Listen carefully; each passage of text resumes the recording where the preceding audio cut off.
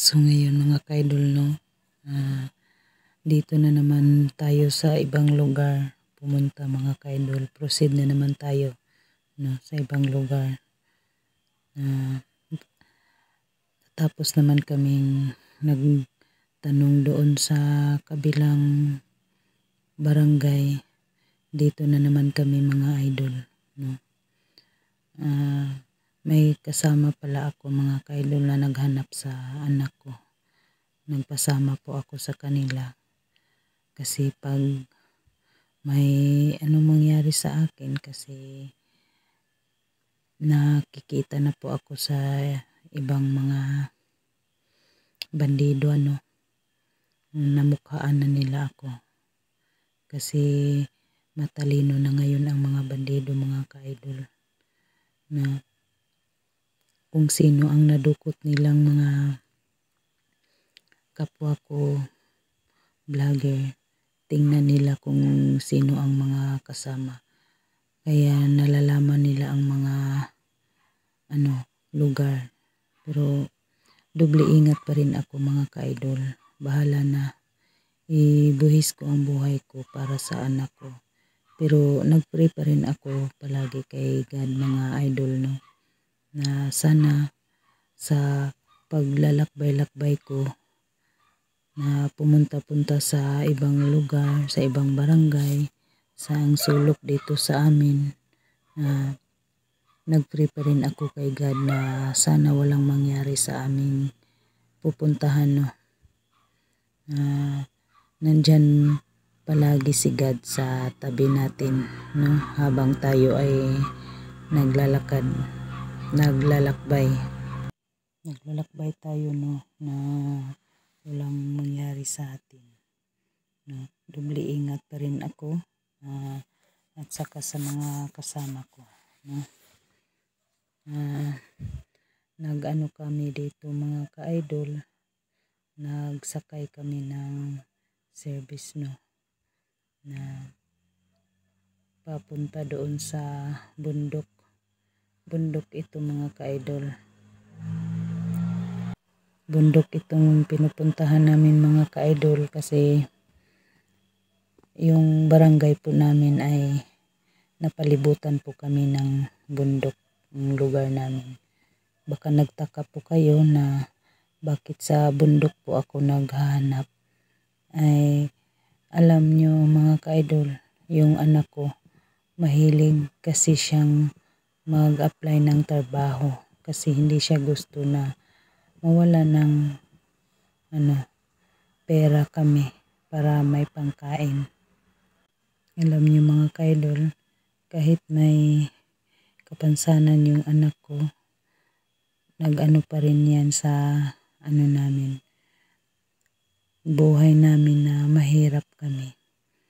Kaya kahit saang sulok dito sa lugar namin, hahanapin ko siya kasi mahilig talaga yun maghanap ng trabaho, no.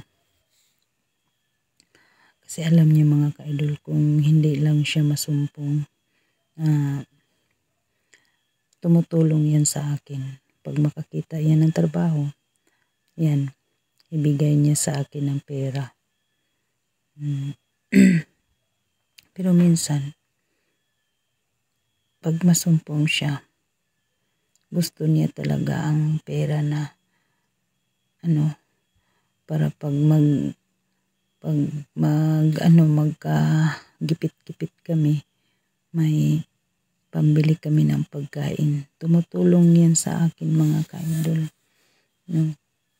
Hindi naman na ang anak ko, hindi naman siya masyadong wala na sa pag-iisip. O dito na area mga ka-idol, may nagsabi sa akin na may pumunta daw dito. Tatanungin po namin, no. Pero hindi ko na po i-video ang tao na kausapin ko. Dumating na po kami mga ka-idol dito sa area na pinupuntahan namin kasi may nakapagsabi na may daw dito, binata na pumunta sa kanila, nag-apply ng trabaho. Magbaka sakali po ako mga ka-idol Sana ang anak ko ay nandito, no? Nagtatrabaho siya. Kasi yung ano nila dito mga ka-idol, ang sagingan nila ay naabandon na. Yan. Ipakita ko sa inyo ang lugar mga ka-idol. Hindi naman delikado dito, idol. Hindi naman lahat lugar namin ay ang daming mga bandido. Doon lang sila nagtira-tira sa mga tuktok na lugar mga ka-idol.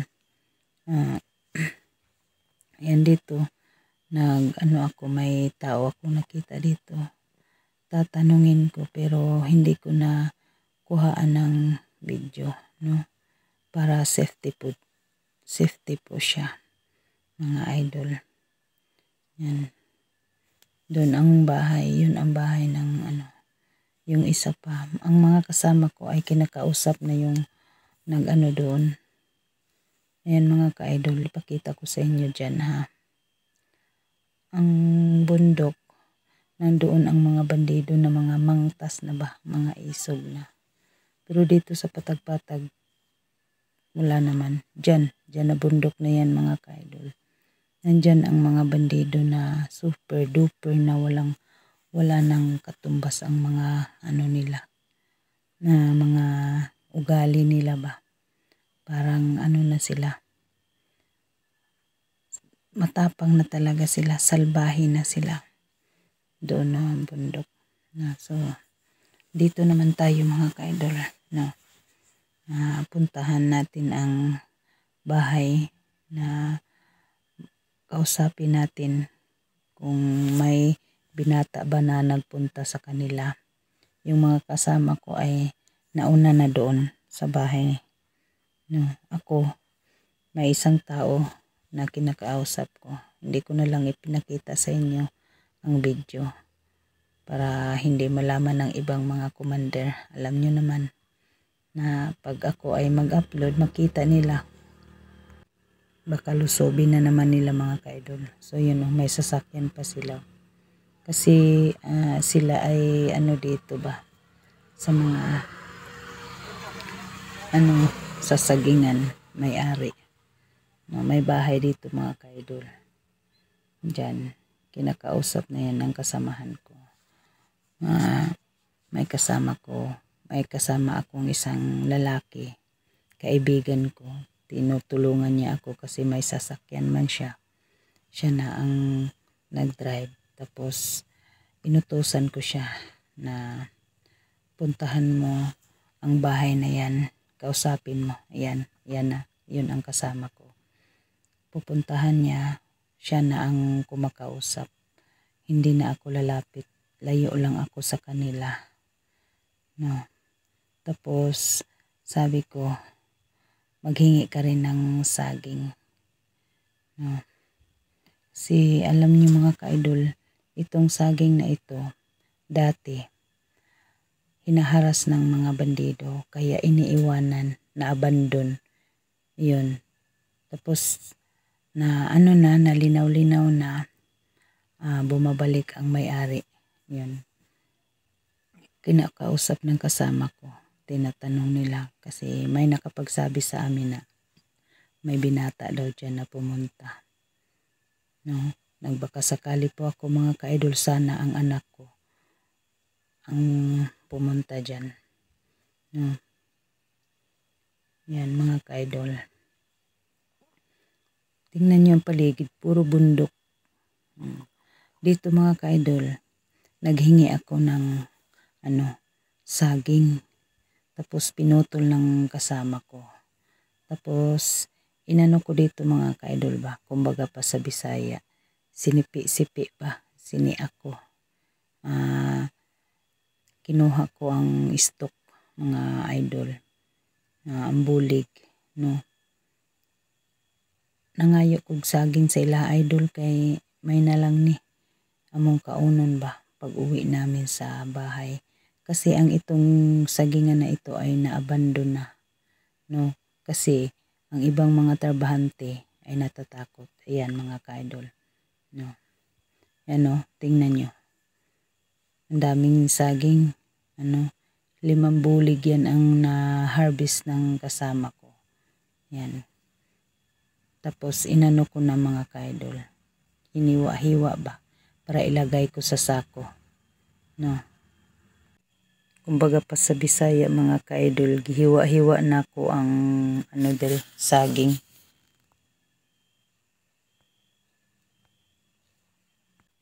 Kumbaga pa sa Bisaya mga ka-idol, gihiwa-hiwa na ko ang saging para among dalaon no, sa amo. Yan mga ka-idol. Tingnan nyo. Nag-ano na ako dyan para mabitbit namin pag-uwi. Buti na lang ay mabait ang mga tao na ang may-ari dito. Naghingi kami ng 5 pirasong bulig ba para mabitbit namin sa amin mga ka-idol. No? Sobrang bait nila mga ka-idol. Ayan. Nilinisan ko yan ng mabuti para mabitbit namin ba.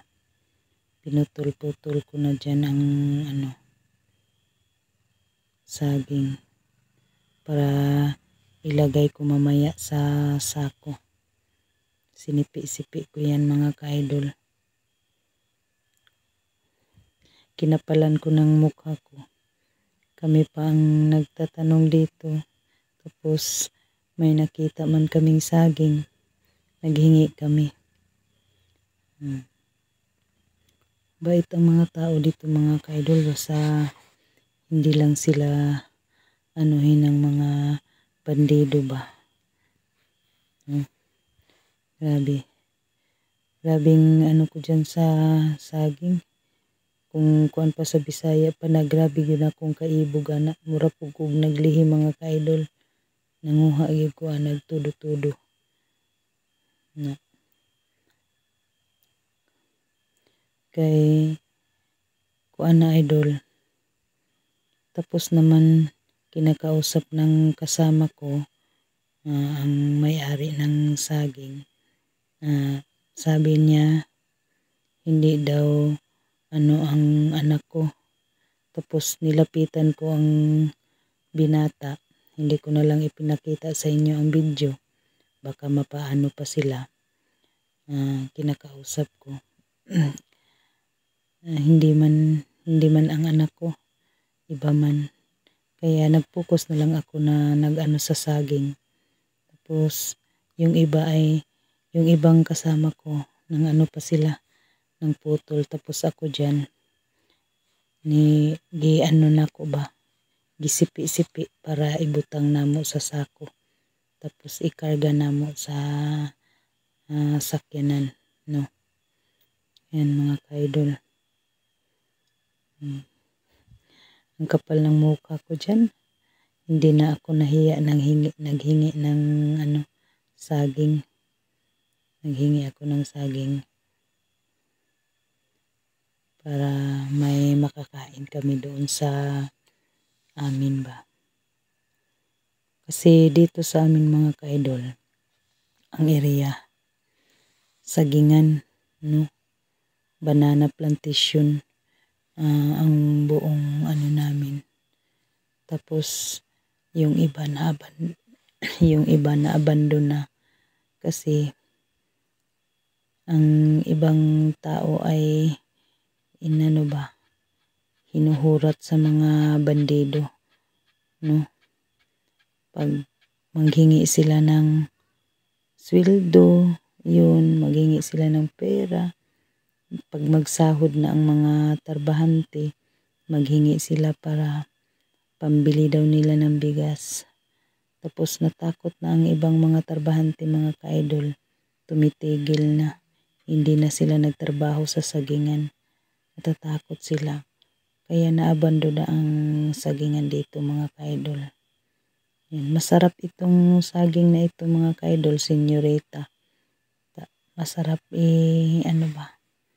lungagon. No? Lungagon ang saging. No?